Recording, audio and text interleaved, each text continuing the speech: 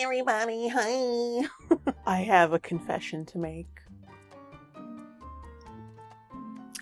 I was a fan, an avid fan, of Law & Order SVU for many years. I mean, it's not some big revelation. A lot of people watch that show. But yeah, every week, new episode, right there in front of the TV, wishing Elliot and Olivia would profess their undying love for each other. Yes, I was one of those fans. Hold your laughter. And the show was Kino for 7 seasons. Seasons 8 through 11 were kind of like hit and miss. The actor who played Elliot Stabler, Christopher Maloney, he bounced. Seasons 12 through 16, which were like slightly better than 8 through 11, but still hit and miss. And season 16 is right where I gave up because I kind of knew where this was going. Because that's when I started to notice that, you know, certain issues were being shoehorned into the show. This is before I started to know this in other pieces of media. I knew as soon as they started referencing rape culture, I was like, you know what, no. And after that, I just kept hearing like little bits and pieces about the show from other people who were still watching. Like, oh, look how stupid this show's gotten, look at what they're doing here. It seems like season 17 through fucking 25, since I gave up the show, it's just been like mostly misses and no hits. Which brings me to today's video. I got fully acquainted with one of SVU's current misses, thanks to Memology 101 on Twitter, or Moots, and I think he also subscribes to me on YouTube, so shout out to him. He compiled a couple clips from the most recent episode, and they were very interesting. You know, instead of explaining, let's just get into it. You guys will be very pleasantly surprised. I can show you better than I can tell you. I'm gonna just say that. The episode starts out with Olivia jogging. There's this past case that she was working on. This girl named Maddie is still missing because Olivia dropped the ball. Whatever. Like I said, I haven't been watching the show, and I don't really care to go back and see it. But it doesn't really affect the episode, so it doesn't matter. We can continue on. Now, ATF said that gun's been passed around more than little Nicky Carisi at his baptism. See, SVU didn't used to be like this, just overly wordy, expositing a bunch of details because they knew you didn't watch the previous episode. So anyway, we're now introduced to the episode's victim. I like to call her Lady Jesus because of the episode's themes and basically her overall look. She's about to give some tithes and offerings with that fucking look. Jesus. The writers make it abundantly clear in a very short period of time that these are very privileged women. Snorkeling vacations. Snorkeling or kayaking on our honeymoon. One of them mentions the other's expensive education. Some of us didn't major in psych at UPenn. Setting up the validity of certain themes in the episode, which we will get to. Lady Jesus goes to a clothing store to try on a bathing suit, and then boom, the failure of liberal policies. She leaves the dressing room. As if all the screaming and the crashing needed any more investigation. As if that's not a sign for you to sit back and hide. Frickin' fracks take their little selfie during their violent robbery. Yeah, yo, we out here getting that group discount. Yes, sir. Yeah, so he just leaves them and bruh just stands there for some reason. But then he looks over and locks eyes with Lady Jesus. Ebony and ivory. I was like, what the fuck? I guess they wanted us to get a close-up of his cold, dead eyes to really hammer the point home that he's just secretly a good kid on the inside. There's a reason why I'm saying that. We'll get to that. He chases her into her dressing room, and we can already kind of tell what's going to happen from there. Bending her over a barrel and showing her the 50 states. But then we smash cut to the cops questioning one of the employees who work at the clothing store. The guy tore in my shirt, grabbed my breast. He was white, maybe Hispanic. All I know is that he had bad skin. Now, it doesn't seem relevant right now, but as we go along, you'll start to notice a few patterns, and then you'll be like, oh, the writers know what they're doing. Benson and Finn make their way inside the boutique. You know, they start scouting the place when Benson hears crying from inside the same dressing room. Lady Jesus is in there and she's traumatized. She's not very good at acting helpless. Yes, they're gone. You're okay. And we get the standard opening credit sequence, and I've noticed that they're down to like 4 people. Ever since Stabler left, people have been swapped in and swapped out, mixing and matching worse than a Portland polycule. And now they're down to 4 people. 4 people, and only 2 you really give a fuck about. So Lady Jesus is in the hospital. They're questioning her. She doesn't remember anything, which is weird because she was totally cognizant and aware when they picked her up. But I got the feeling at this point that maybe she was making it up, that she was pretending not to know nothing because of certain reasons. Like I said, we gonna get to it.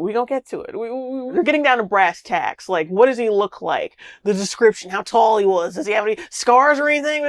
And the whole time, she is deliberately avoiding describing him as black. Can you remember anything about him? He seemed young. He had a mask on. Is there anything else that you remember about him? Characteristic? I need Brooke. Please. Okay. Ted, can you describe his skin color, please? Whoa. Seems to have pretty good skin. Pretty blemish-free. Seems pretty, take care of himself. Maybe uses proactive. Okay, sir, I need more than that. Now remember that other scene with the black female store clerk? Bam, he might be white or Hispanic. Bam, he had pimples. Bam, clear, concise description of what happened. And now we get to this chick. Yeah, he wore a mask, a black mask. He was in black, like the mask was black, a dark color. It was the middle of the day. I mean, aren't there witnesses? What happened to this city? I love how when she asked that, Ice-T just jerked back like, what? Why would make you say that? Yeah, Finn, there's plenty wrong with New York City. Are the police trying to prove some kind of point? What point is that? No, we still need you. What the fuck is your problem? Let's ask ourselves a question. Is white leftist bitch mad that the politicians that she voted to put police muzzling policies into play got her fiancé into this situation in the first place? No. Instead, she's mad that defund the police didn't take, and it's just further reminder that law and order is necessary. And somehow that's the cops' fault? The cops that are trying to help your fiancé? This writing is starting off great. And I love how that sneer she gives him, because we still need you. And yeah, bitch, if you want to find your fiancé's rapist, you need the cops. I'm sorry there's no Punisher or Liam Neeson to help you out, but then again, you wouldn't even like them anyway because they're white men with guns. So the cops obtain the surveillance footage from the store and find out that the rapist took off his mask, which led to even more questions because Lady Jesus said she had not seen his face. So it turns out she is lying. If this city walked into a shrink's office, it'd be diagnosed borderline. Unstable personal relationships, distorted sense of self, strong emotional reactions. Well said, sexy munch replacement. They just hire people as placeholders for older characters. So they watch the footage, they can't see his face, so that's a dead end. But they do find out who the dude is he took a selfie with at the boutique. Arrested for what? What did I do? Posted a video of it, genius. I hope the clicks were worth it. Yo, high key, I only met him outside the store. Yo, Ike? So they decide to let him go and just let an unmarked car trace his movements. After that, they bring back Lady Jesus and the black female store clerk and plays their account of the event back to back. And I'm like, why? You did it again. Why did you do that? Are you trying to tell us something? Once again, the black chick is concise, direct, knows what she's talking about. Cut to the white chick's account of the events, and it's evasive, accusatory. These men, they've all been arrested.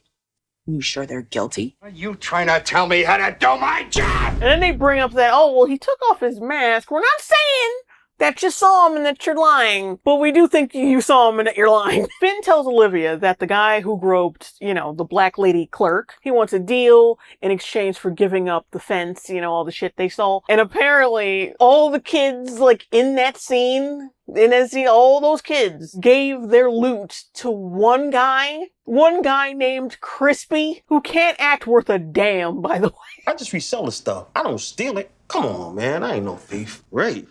Nah. Crispy's performance is crispy. But as they're questioning Crispy, right. Nah. Something implausible is happening.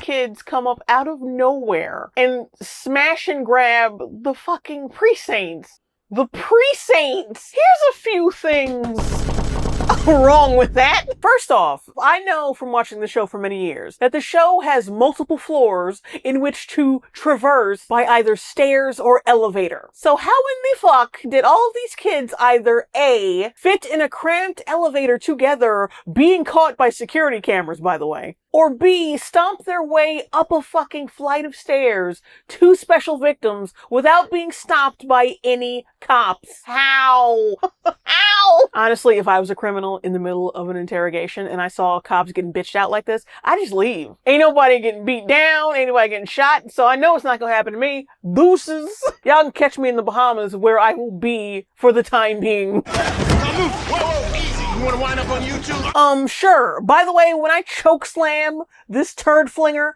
I want you to get my good side, okay?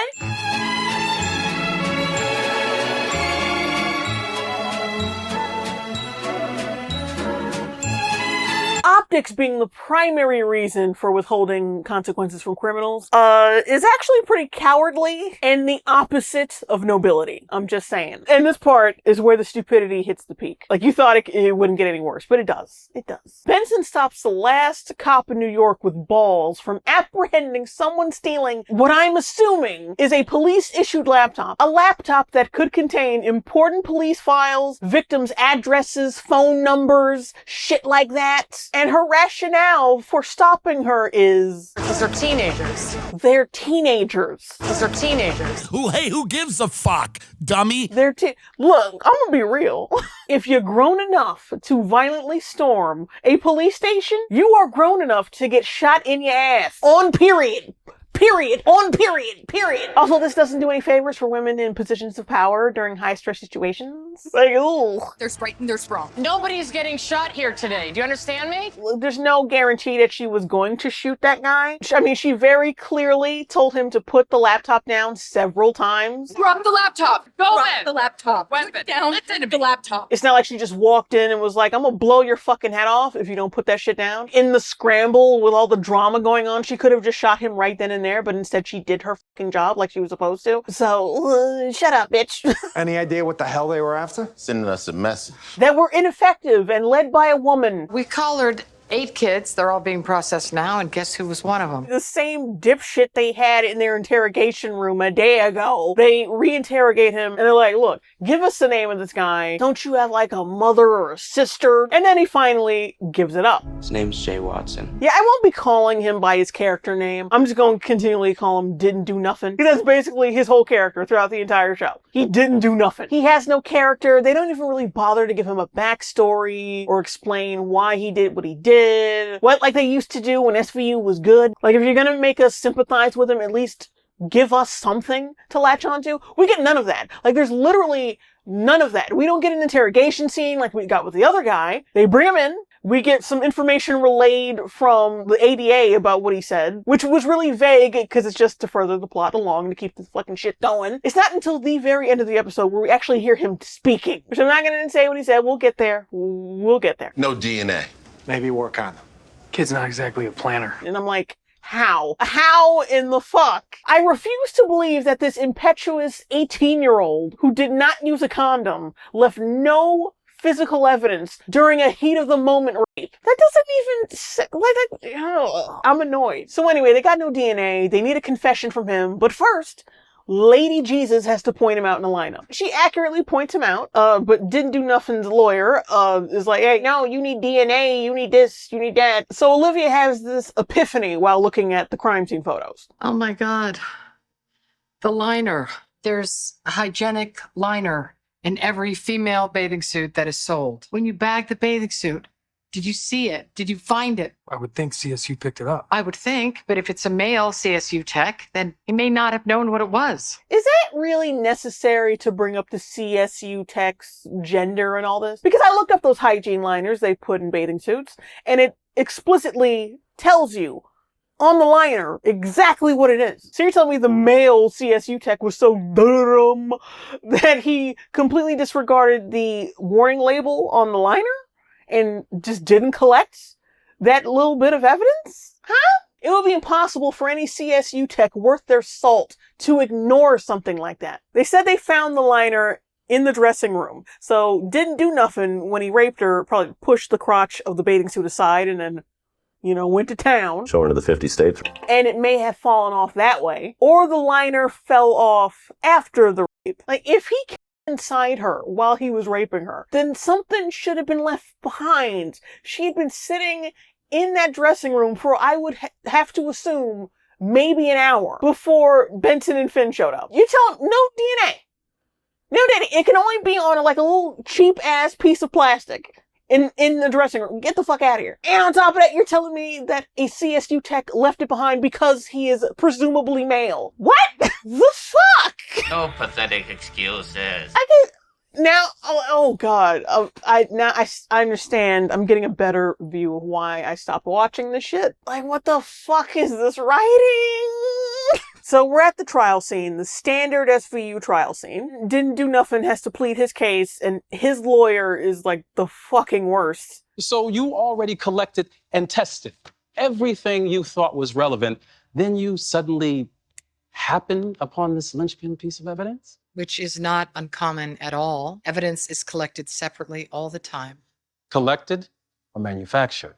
Mr. Carr. Like, how do you explain them creating the DNA of an 18-year-old rapist? Yeah, we jerked him off in his sleep, took a liner from another bathing suit, and bada bing! You mentioned the word brutality before. Police have their own form of brutality, don't they? Objection. Like, bro, what happens when you have a white client? Like, because it seems like your only strategy as a lawyer is like, hey, look how black that motherfucker is. You wouldn't put him in jail, would you? It's like, oh, this is such horse shit. Oh my god. The writers forego reality to further the ACAB narrative, sowing even the slightest bit of impropriety into our heads, even though we as audience members know there is none. They expect the audience's already ACAB propagandized minds to just nod in agreement. Like, yep, you got a point, though. Cops ain't shit. And this narrative is being spun on a cop show about avenging rape victims. Police have their own form of brutality, don't they? Maniacal laugh. Maniacal laugh. I mean, why did he even bring that up? No, honestly, why did he bring that up? Because unless there's some accusation against the department for brutalizing his client, I don't understand why he thought that a jury would believe that. Like, what? The white guilt is bubbling. And they keep showing these sympathetic shots of this dude. I'm like, stop it. Stop. It's just not going to happen. Stop it. We're acutely aware of the systemic inequities that exist within the criminal justice system. Why are you talking? You weren't elected. Shut up. For people like Jay. Yeah, our concern is that he might not receive a fair trial. Your woman got raped, and your primary concern is if the rapist is comfortable. That's the most deranged shit I've ever heard. Even in the face of tragedy, these bitches are like, I love black people. I actually have no doubt in my mind that this actually happens in real life. I've seen a couple cases. Oh yeah, you killed the person I love, but but you're so black. I don't like the fact that this show is trying to portray this as some kind of valid point or some valid outlook. It isn't. If I were to rewrite this episode, I would make the fiance some abusive, hairy armpit feminist who is trying to convince her fiance, don't turn in the black kid. Instead, we're gonna advocate for him. We're gonna say that we're in his corner and we're gonna pay for his representation so he can go free into the wild and rape women of color in his neighborhood. I would make her the villain because this is not a normal outlook. This is a really fucked up outlook, and I don't think the writer of this episode understands that. So anyway, Lady Jesus takes the stand and completely stonewalls. She does not want to identify her rapist in court. And she explains, and the first sentence will have you rolling over fucking laughing. I was, because it was so funny. What is going on? My brother Yves is from Cameroon.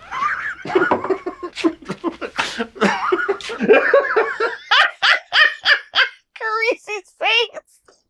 Please, this isn't going where I think it's going, is it? We were around 12 in a drugstore with my mom. I dare him to steal a pack of gum. Okay.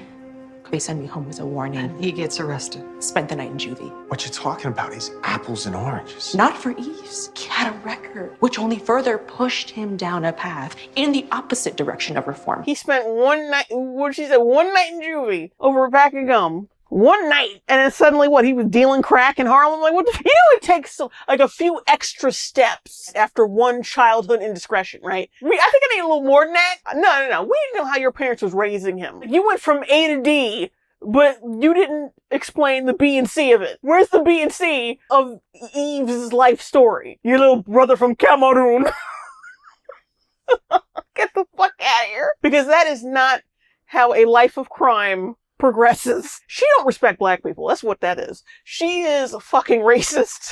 Because you think that your little brother, who did nothing and it was treated unfairly, is the same as a rapist who is actually being treated the way he should be treated. Like, oh, they're one and the same. They're just one and the same. Black is black. Like, it's like, black is black like love is love. This fucking bitch. And this is your chance to do something about it. I am going to, because I can. I can afford therapy. I have that luxury. I'll be okay. But if that teenager goes to prison, he may not be. He's already not okay. What the fuck are you talking about? You fucking schizo. Even with the casting of the kid, like, he's got the big doe eyes. He looks like a boy even though he's a fucking adult. She refers to him as a teenager. That teenager, that adult teenager who raped me.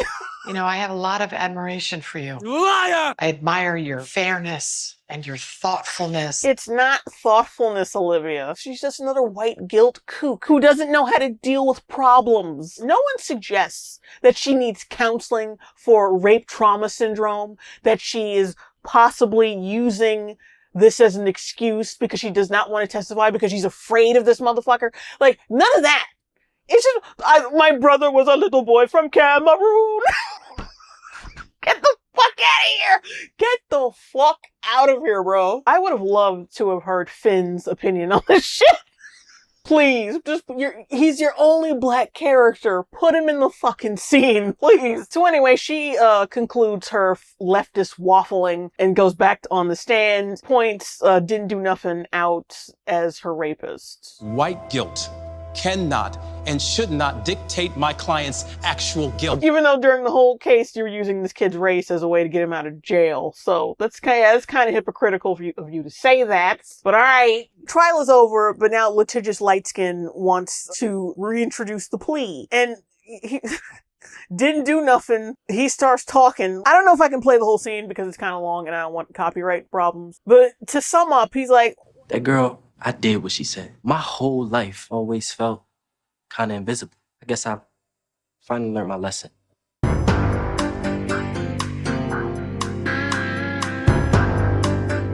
So I thought it was okay to rape because no one really paid attention to me. I just didn't feel seen, so I had to rape. It is the biggest crock of shit I've ever heard. Am I supposed to feel remorse for this motherfucker when he really just admitted that I raped this chick to feel seen? And now that I've gotten my hit, I'm pretty much over it, and I've learned my lesson. What the fuck? The show seems to think that this is a dramatic scene, and like we as the audience are like, oh no, underneath all that rape, he's such a good boy. This is fucking repulsive. What the fuck? It's too late. Once you've raped, in my opinion, that's it. It's done. You're kicked out of society. It's over. It's fucking over.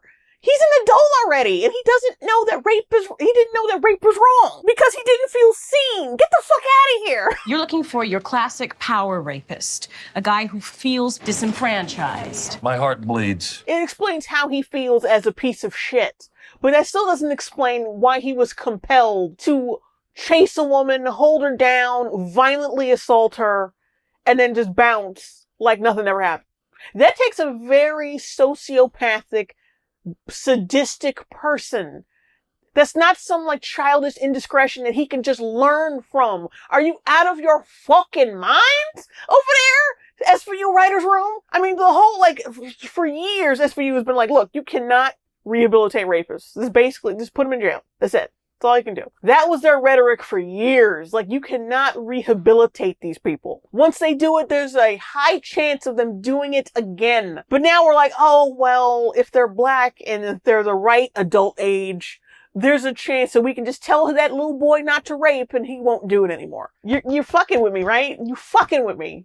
You're fucking with me. This show has this show fell off a long time ago. It's like that scene from The Simpsons. It's fallen off the cliff, going down several hundred jagged rocks onto the fucking pavement. It's gone. It's done. It's gone. It's dead. SVU is dead. This is not something you do in a show that advocates for victims. This is not something you do. And what kills me is like I said earlier, he gets no interrogation scene. They were hitting the little white kid harder than him. The black kid was just used as a pawn for the episode.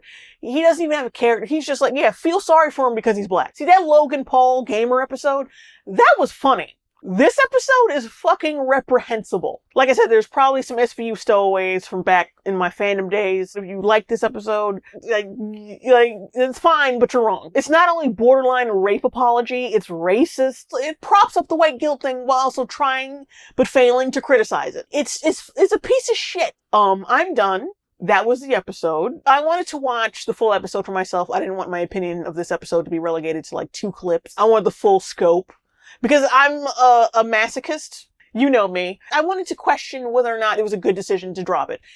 And now that I see that it is. Fuck SVU. Like, yeah, bye. Bye, guys. I'm done. I'm sorry.